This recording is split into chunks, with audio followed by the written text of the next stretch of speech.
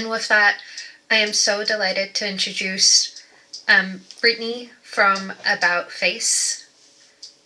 Brittany is someone who I am very grateful to be able to call a friend, who has come from a military family, who has served, and who leads About Face, a veterans organization that has been tirelessly and consistently been against these kinds of reckless, senseless wars. Brittany, over to you. Thank you, Zara. My name is Brittany Debarros. I am a former Army captain, a combat veteran, and absolutely shaking with the rage of knowing that our president and potentially our government, depending on how this vote goes, is willing to allow another generation of people to suffer the unspeakable devastation that we watched play out for the last 2 decades. I joined the military as a true believer, believing that I was signing up to fight for freedom and democracy around the world, believing that I was signing up to be a part of something honorable in service to my communities, and also as a person who came from a family that was struggling and needed the stability of access to healthcare and housing and a stable job and the benefits that come with the military, and that a lot of people who sign up for the military sign up because they need those things, because we live in a country that refuses to invest in the things that working class people actually need. And in this moment, I'm a regular vet who is a part of a movement of thousands and thousands of vets who I know feel the same devastation and rage that I feel right now. And so I'll ask you preemptively to forgive me for not being as polished as some of the brilliant folks we've heard speak. But I'm speaking from the heart when I say that I cannot explain to you what it feels like to deploy to someone else's country, believing that you're going to help them, believing that you're there to save lives, to protect them from the bad guys, to help them live in a future that they deserve, of dignity, free of repression, and to find yourself realizing that you're only contributing to the violence, that at best you're not helping, and that at worst you're making things worse for them. It was my commitment to the Afghan people that I met the incredibly courageous women and teachers and farmers who were risking everything to fight for a better future that led me to turn against that war that I participated in.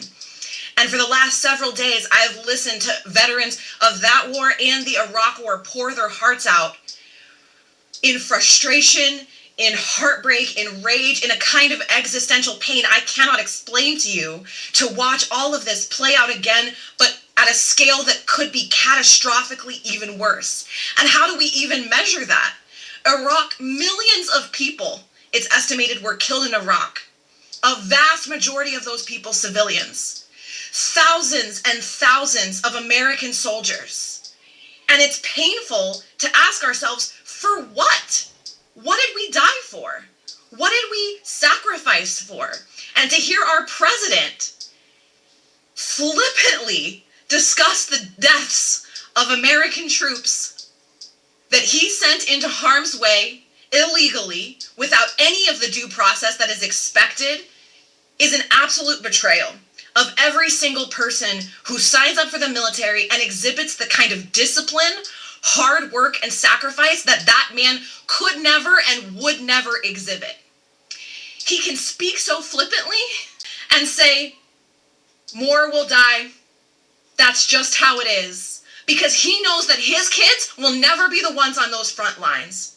He knows that he will never be the worker on the assembly line who is struggling without health care or housing relief or food relief or any of the most basic things that they need, because we're spending trillions of dollars on another endless war like we have for the last decades.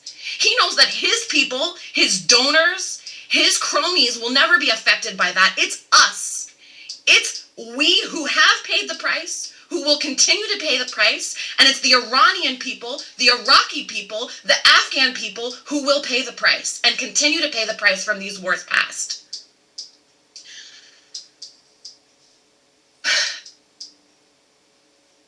We cannot do this again. This is wildly unpopular with the American public, and that is also a critical difference in this moment. If you feel defeated, if you are out there saying we weren't able to stop those wars for 20 years, how can we stop this now? I want to remind you that over 80% of the American public has said that they do not want this. And that is a vastly different position than we were in when the US decided to invade Iraq. And that means that we have an opportunity here to make it very, very clear that any of the members of Congress who refuse to stand with the American people, that those votes will haunt them the way that the Iraq war invasion votes continue to haunt politicians to this day. That war, the Iraq war, is called a blunder today, a mistake, but it wasn't. It was an intentional crime against humanity, just like this war will be and will be if we don't stop it now.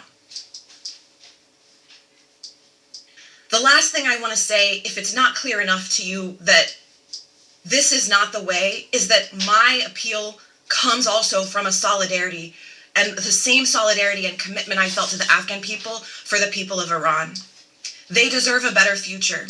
And when I think about even asking myself the question, could this result in a better future? I think about the fact that courageous feminist women's rights organizer in Iraq was assassinated last night. Yanar Mohammed, who was an absolute formidable force for women's rights in Iraq, was assassinated by militia forces last night. To this day, in Iraq, the same people who Laura Bush got on the news and claimed that we were going to liberate, women and girls, are literally being assassinated in their homes. And that is the future Iran will face if we allow ourselves to fall for this absolute, forgive my language, bullshit of a lie again. We cannot do it. As a veteran, on behalf of a community that I'm so proud to be part of thousands of veterans who feel this way, if you need any more validation than hearing from the Iranian Americans, the politicians, etc., that you've heard, know that we are not a monolith. We are with you, and we are clearer than many about the costs of what this would mean. And it is absolutely essential that we live and stand in our power and remember that we have a choice and we have a voice and we must act. Thank you so much for allowing me to add my story and speak alongside these incredible people. And I look forward to being in the streets with you in the days to come to make sure that this can't continue. And if you are a veteran out there who feels this way, get involved with our movement. You can find us at aboutfaceveterans.org or at Vets About Face on social media, because we have a critical role to play in telling the truth because we've lived it.